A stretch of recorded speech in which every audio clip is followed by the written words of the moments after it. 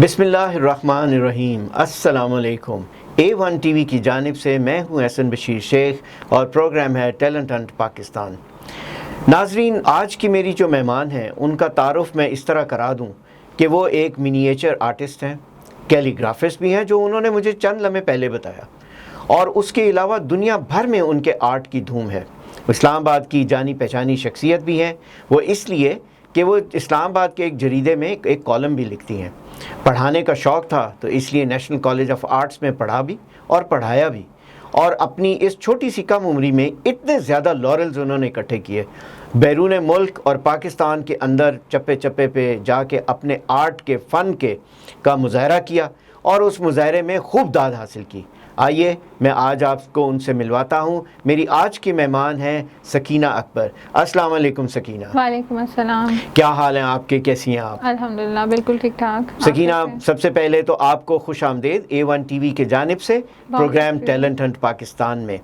سکینہ، ہم آپ سے بات چیت کریں گے اور بات چیت اس طرح سے ہوگی کہ یہ کوئی کنونشنل سوال و جواب کا تو پروگرام ہے نہیں، لیکن یقیناً کچھ سوال انسان کی ذہن میں اٹھتے ہیں جو اپنے مہمان سے وہ پوچھنا چاہتا ہے کہ یہ جو سفر ہے آپ کا آرٹ کا، یہ کب شروع ہوا، زندگی میں کہاں سے سٹارٹ کیا؟ کیا بچپن سے ہی شوق تھا آپ کو؟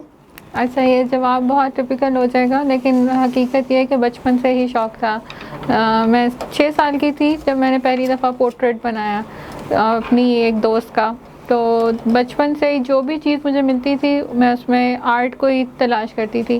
ایون میرے جو ایگزام ہوتے تھے اسکول کے، اس میں لکھتی کم تھی، ڈرائنگ زیادہ کرتی تھی، اور گھر پہ کمپلین آتی تھی کہ یہ آنسر تو کریکٹ ہے لیکن اس کے ساتھ اتنے پھول بوٹے کیوں بنے ہوئے ہیں۔ تو یہی جواب ہے میرا کہ بچپن سے ہی مجھے شوق تھا آرٹ کا۔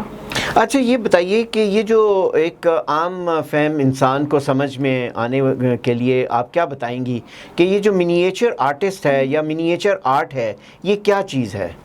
منییچر آرٹ بیسیکلی ہمارے بر صغیر کا ایک تہذیب ہے، ایک ٹریڈیشن ہے۔ یہ ویسٹرن پینٹنگز کی طرح سے نہیں ہے۔ اس میں مٹیریل بھی بہت پریشیس استعمال کیے جاتے ہیں، قیمتی چیزیں جس طرح سونا، چاندی یا موتی، جو رنگ بنانے کے لیے بھی ان ساری چیزوں کو مکس کیا جاتا ہے۔ بہت خوب۔ اور جس طرح ویسٹرن پینٹنگ میں بہت اور سبجیکٹ تھے، لیکن یہاں پہ پرٹیکولر صرف رائل لائف کو، مغل بادشاہوں کی زندگی کو ڈاکیومنٹ کیا گیا تھا۔ جو ویژول ہسٹری ہے وہ سب سے پہلے مغلوں نے ہی ایک طرح سے ڈاکیومنٹ کی تھی۔ ویسٹرن ہسٹری آپ کو ساری ریٹن فارم میں ملے گی، تحریر میں ملے گی، لیکن تصویر میں نہیں ملے گی۔ لیکن بر صغیر کی اور اس آرٹ کی خاص بات یہ ہے کہ اس میں پوری ہماری تاریخ ہے تصویروں کی شکل میں۔ اچھا، آپ یہ بتائیے کہ آپ نے انٹرنیشنلی بھی بہت زیادہ اپنے ایگزیبیشنز بھی کیے ہیں اور مختلف جگہوں پہ گئی ہیں، اور چند ایک جگہوں کے اوپر میرے علم کے مطابق آپ کو پرماننٹ ڈسپلے اپنے آرٹ کے کرنے کی جگہ بھی تعین کی گئی ہے۔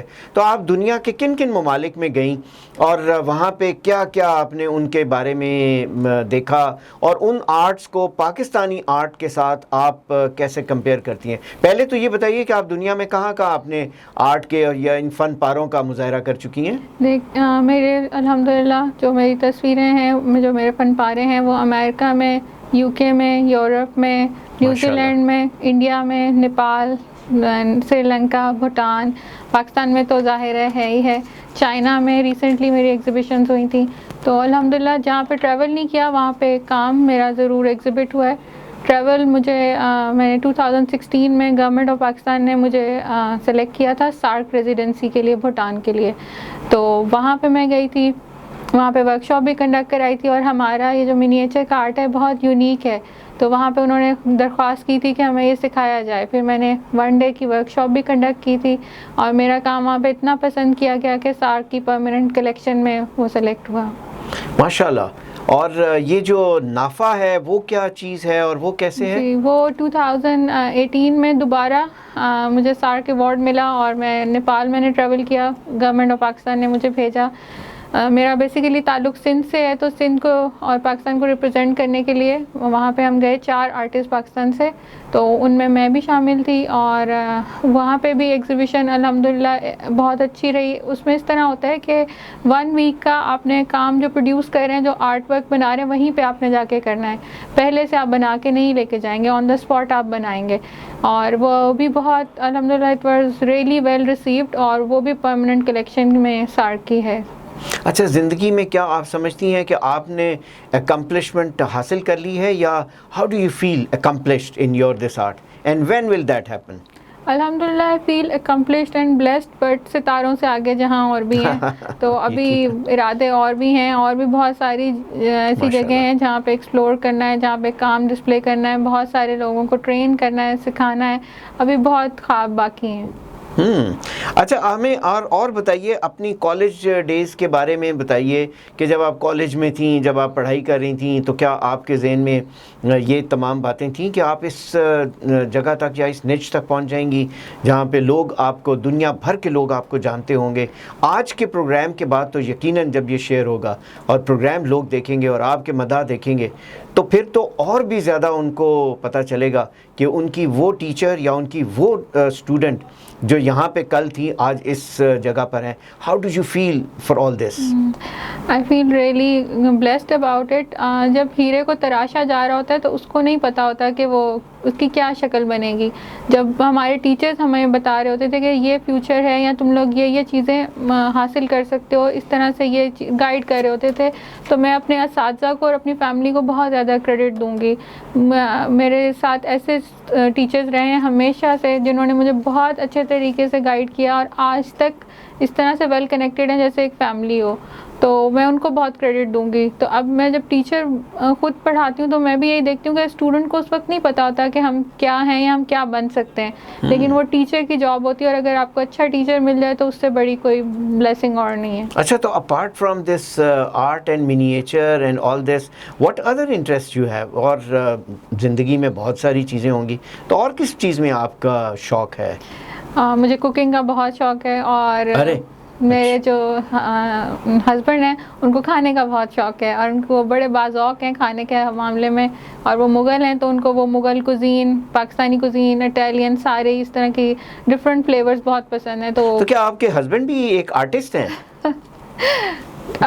ٹیسٹ فل بہت ہیں وہ، میں یہ کہوں گی باذوق. اچھا، ٹیسٹ فل ہیں، یعنی کہ کھانا وہ چکھ کے بتا سکتے ہیں کہ یہ کڑوا ہے یا میٹھا ہے. یقیناً کھا کے وہ انگریڈینٹ بھی بتا سکتے ہیں کہ کیسے بنا ہے، اس میں کیا ڈلا ہے. تو اس کا مطلب ہے کہ بھائی ہمارے جو ہیں وہ خوش خوراک بھی ہیں، اور وہ پسند کرتے ہیں. اور آپ کے ہاتھ سے کھانا پسند کرتے ہیں، آپ کا بنا ہوا یا باہر کا بنا ہوا؟ دونوں پسند کرتے ہیں. اچھا، this was on the lighter note. اس کے علاوہ مجھے بتائیے کہ واٹ آپ کے آرٹ میں، اپنا جو آپ کا آرٹ ہے، ان میں اس دونوں میں آپ کا اپنا ذاتی فیوریٹ آرٹ کون سا ہے؟ Like you do so many things. آپ منیچر بھی کرتی ہیں، آپ کیلیگرافی بھی کرتی ہیں، آپ پینٹنگس بھی کرتی ہیں.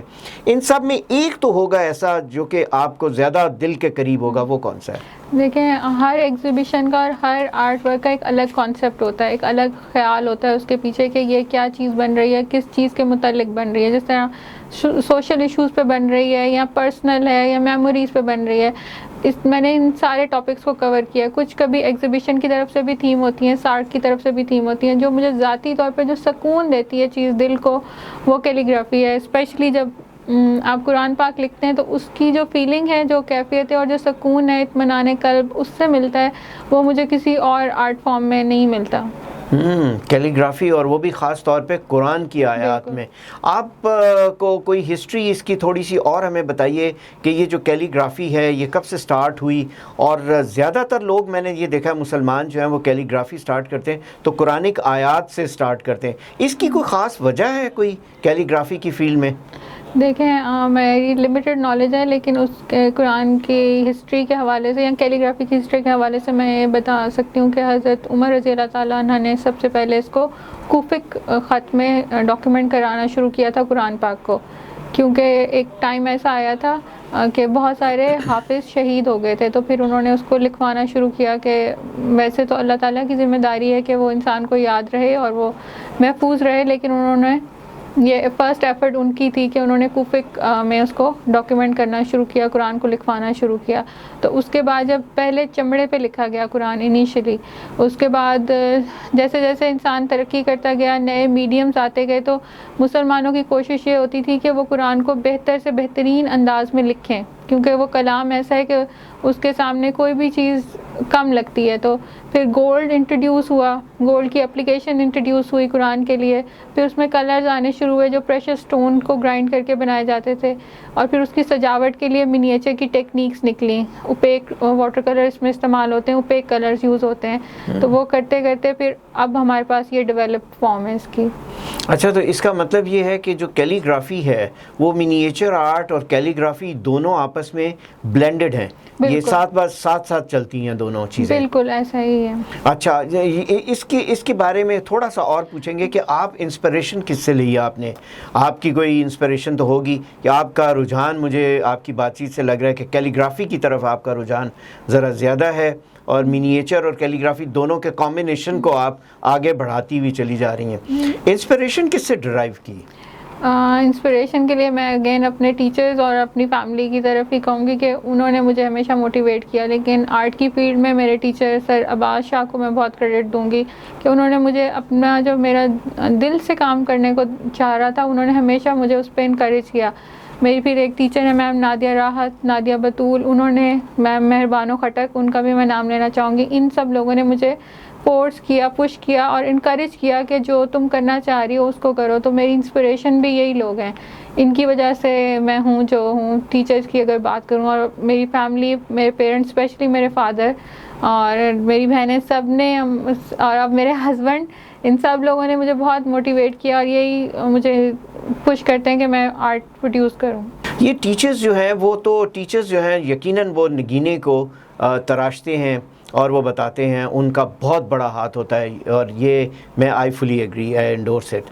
اور لیکن کچھ ٹیچرز ایسے بھی ہوتے ہیں جو کہ اس طریقے سے انسان کو جو وہ کرنا چاہتا ہے وہ کرنے نہیں دیتے. کیا آپ کی زندگی میں کچھ ایسا موڑ بھی آیا کبھی کہ کہیں پہ کسی نے رکاوٹ ڈالی ہو اور آپ نے وہ رکاوٹ کو عبور کیا ہو؟ تو وہ کیا رکاوٹ تھی اور آپ نے کس طرح عبور کیا, بیکاز یہ آپ کے دل کے قریب تھا یہ کام کرنا؟ دیکھیں, ہر طرح کے لوگ ہر فیلڈ میں ہوتے ہیں, اور ٹیچرز میں بہت سارے ٹیچر ایسے ہوتے ہیں جن کو کسی اور فیلڈ میں ہونا چاہیے, کیونکہ تعلیم, ایک علم کو حاصل کرنا اٹس سم تھنگ ایلس. علم کو ڈیلیور کرنا, نالج کو ڈیلیور کرنا, وہ کچھ اور, وہ ڈفرینٹ سائنس اور ڈفرینٹ آرٹ ہے. تو ٹیچنگ ایسا پروفیشن ہے جس میں میں کہتی ہوں وہی آئے جو کہ واقعی میں پڑھانا چاہتا ہے, واقعی ڈیولپ کرنا چاہتا ہے, اپنی چھاپ نہیں بنانا چاہتا, اپنی فردر ریپلیکاز نہ پروڈیوس کرے, بلکہ وہ انڈیویجول لوگوں کو پروڈیوس کرے. تو ایسے لوگ تھے کچھ جو کہ جنہوں نے روکا. لیکن میری مدر ہمیشہ کہتی ہیں کہ تندی باد مخالف سے نہ گھبرائے عقاب, یہ تو چلتی ہے تجھے اونچا اڑانے کے لیے. تو جو آپ کے اگینسٹ چیز ہوتی ہے بعض اوقات, وہی آپ کو اور بھی زیادہ موٹیویٹ کرتی ہے کہ آپ جس طرف جانا چاہ رہے ہیں آپ جائیں. Very good. آپ نے اس میں ایک بہت اچھا میسج دیا ہے ان لوگوں کے لیے جو فوری طور پر ہار مان لیتے ہیں اور وہ رہ جاتے ہیں اور زندگی میں وہ پھر پیچھے ہو جاتے ہیں. زندگی میں آپ نے پیچھے نہیں رہنا, آپ نے ہار نہیں ماننی, اور آپ نے کسی صورت میں گھبرانا بھی نہیں ہے, یہ بھی یاد رکھیے. اچھا, اس کے علاوہ میں ایک اور بات آپ سے جو جاننا چاہوں گا وہ یہ ہے کہ آرٹ, اگر میں انگریزی میں اس طرح سے کہوں کہ what art really means to you. Art for me, کیا زندگی ہے بس آپ کی, یہ مکمل زندگی ہے, یا کیا ہے آرٹ آپ کے لیے؟ آرٹ آپ کو اس طرح ٹرین کر دیتا ہے, آپ کی لائف کو اس طرح ٹرین کر دیتا ہے کہ آپ کو ہر چیز میں آپ کو ایستھیٹکس نظر آتی ہیں, اسپیشلی نیچر میں. تو without art there is nothing without art. اللہ نے بہت پیار سے, بہت خوبصورتی سے یہ دنیا تخلیق کی ہے, اور خود ان کے ناموں میں سے ایک نام ہے مصور, المصور. تو میرا سب سے بڑا آرٹسٹ تو اللہ کی ذات ہے, اور وہ جو خوبصورتی ہے وہی انسپریشن ہے, اور اس سے بڑھ کے کوئی چیز نہیں ہے. تو میں نیچر کو کہوں گی کہ وہ آرٹ ہے میرے لیے. اچھا سکینہ, ایک تھوڑا سا ذرا سا ٹف سوال ہے آپ سے, وہ یہ ہے کہ آپ کیا سمجھتی ہیں کہ ہاؤ آر یو کنٹریبیوٹنگ اور your art is contributing in the society?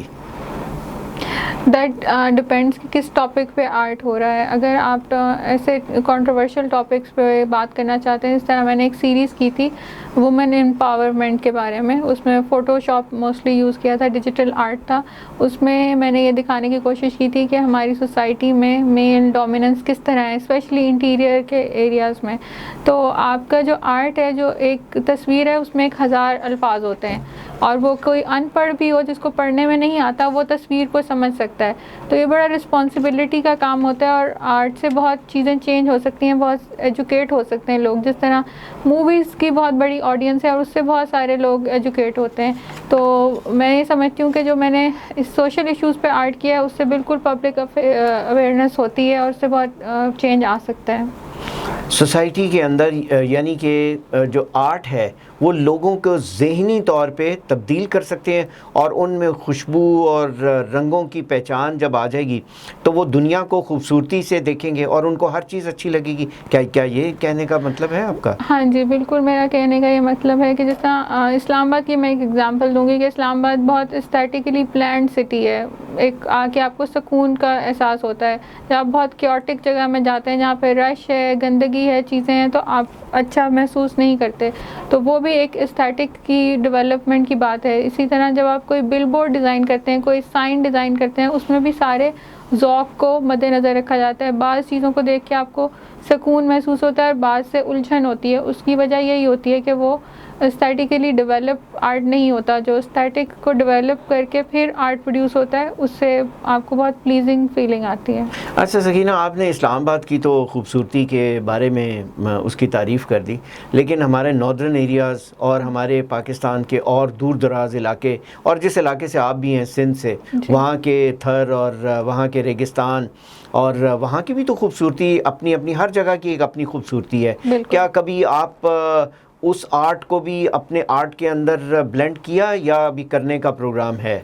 بالکل, وہ تو ہمارے خون میں شامل ہے. ہمارے نیٹو جو ایریا ہیں ان کی, جو آپ میرے کام میں بھی دیکھیں گے, اجرک کے پیٹرن ہیں, جو کہانیاں جس طرح سنائی جاتی ہیں, فوک ٹیل سنائی جاتی ہے یا مورل سٹوری سنائی جاتی ہیں, ان کو بھی میں نے السٹریٹ کیا ہے. جو ناردرن ایریاز میں بھی بہت ساری ایسی اسٹوریز جگہیں ہیں, وہ بھی میرے کام میں آپ کو ریفلیکشن ان کا نظر آئے گا. ضروری نہیں ہے کہ آپ نے ایک جگہ وزٹ کی اور ایک ہل اسٹیشن ہے تو آپ اس کو جب ویژول میں ٹرانسفر کریں تو آپ ایگزیکٹلی ایک پہاڑ بنا دیں یا ایک گھر بنا دیں. آپ اس کی ایسنس کو بھی اپنے ویژول میں ریفلیکٹ کر سکتے ہیں. Very good. اچھا, اسلام آباد کا ذکر چل پڑا ہے تو اسلام آباد کی تو آپ جانی پہچانی شخصیات میں سے ایک شخصیت ہیں, اور ایک جریدہ ہے جو کہ نکلتا ہے جو آپ بتا رہی تھیں, اس میں ایک کالم بھی آپ لکھتی ہیں. ذرا ہمیں اس کے بارے میں بتائیے, وہ میگزین کیا ہے اور اس میں کیا لکھتی ہیں اور کیا سوچ کے لکھتی ہیں؟ جی, میں نے کالم لکھے تھے. سترنگ میگزین ہے, شفا پبلشنگ کا ہے. اس میں میں نے اسٹیٹکس پہ ہی, ذوق اور شوق کے بارے میں لکھا تھا کہ اپنے گھر کو کس طرح سے پرسکون بنایا جا سکتا ہے, رنگوں کے ذریعے, توازن کے ذریعے, ہارمنی کے ذریعے, کہ کیا وہ چیزیں کی جائیں گھر میں, گھر کے انٹیریئر میں, جس سے آپ کا گھر پرسکون ہو اور آپ کو اچھا لگے. گھر میں لگژری کی بات نہیں تھی, اس میں بہت چھوٹے چھوٹے رولز ہیں, آرٹ کے رولز ہیں. جس طرح آپ کسی بچے کے لیے کمرہ اگر ڈیزائن کریں گے تو اس کی دیواروں پہ کالا رنگ نہیں کریں گے, اس کے بجائے آپ سافٹ کلرز استعمال کریں گے, پیسٹل کلرز استعمال کریں گے.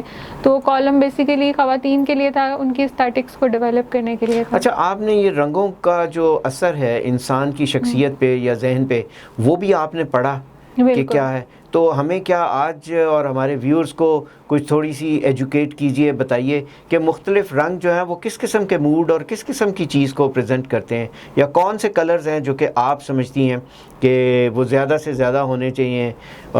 جیسے آپ نے کالے رنگ کا ذکر کیا کہ وہ جو ہے وہ ایک گلوم کا ایک وہ پیش کرتا ہے, لیکن کالا رنگ پہننا تو عورتیں سب سے زیادہ پسند کرتی ہیں. ہاں, میں یہ تو بڑی وہ آپ کے خلاف لکھیں گے, وہ کہیں گی کہ یہ کیا, ہمیں تو پسند ہے کالا رنگ. یہی میں آپ کو یہ اس پہ بات کر لیتے ہیں. کالا رنگ مجھے خود بہت پسند ہے. کعبے کا رنگ بھی کالا ہے, اس کے اوپر جو غلاف ہے اس کا رنگ کالا ہے. کالا کلر ایک بہت باوقار رنگ ہے, اس کے سامنے کوئی کلر نہیں ہوتا, وہ ہر کلر کو ضم کر لیتا ہے. ٹھیک ہے. لیکن وہ میں آپ کو یہ بتا رہی ہوں کہ اس کی آڈینس ڈفرینٹ ہے, وہ بچوں کے کمرے کے لیے صحیح نہیں ہے.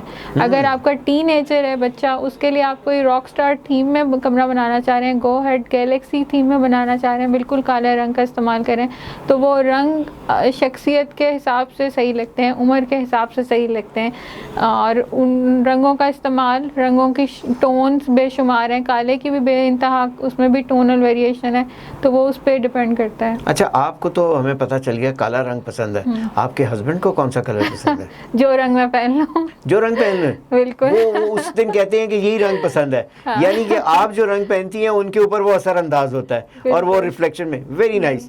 اچھا مجھے یہ بتائیے, کالے رنگ کی بات ہو گئی, what do you see about red colour?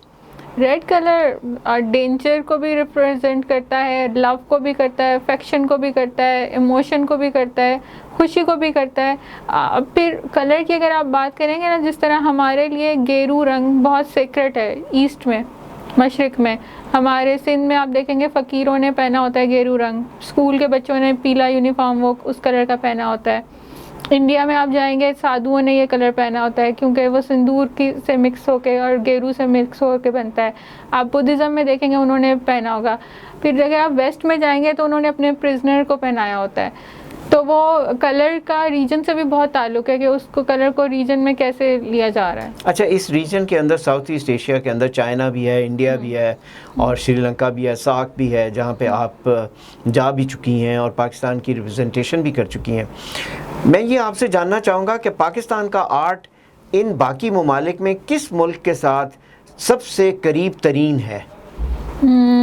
میں نے ویسے آئی ایم پاکستانی, لیکن میں نے جو فیل کیا ہے مجھے یہ لگا کہ ہماری بہت اسٹرانگ روٹ ہیں پاکستانی آرٹ کی, اور اس کی ایک میجر ریزن ہمارا نیشنل کالج آف آرٹ ہے جس نے ایسے آرٹسٹ اسٹرانگ پروڈیوس کیے ہیں.